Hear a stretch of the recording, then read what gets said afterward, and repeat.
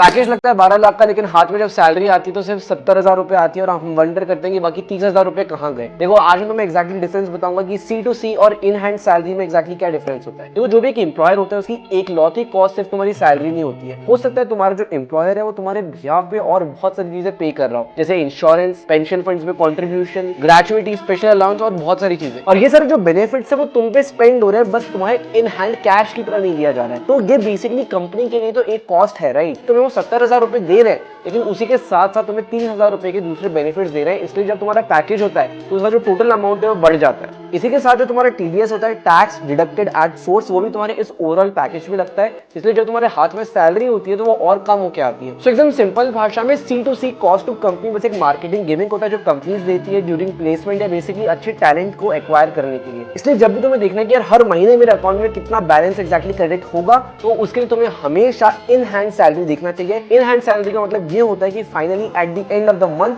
तुम्हारे bank account में कितने पैसे आ रहे होंगे। अगर ये वीडियो इन्फॉर्मेटिव लगा हो तो अपने दोस्तों के साथ शेयर करो, और ऐसा ही फाइनेंस कंटेंट अगर एकदम सिंपल भाषा में समझना है तो इस अकाउंट को फॉलो कर लेना, वरना मुझे क्या है यार।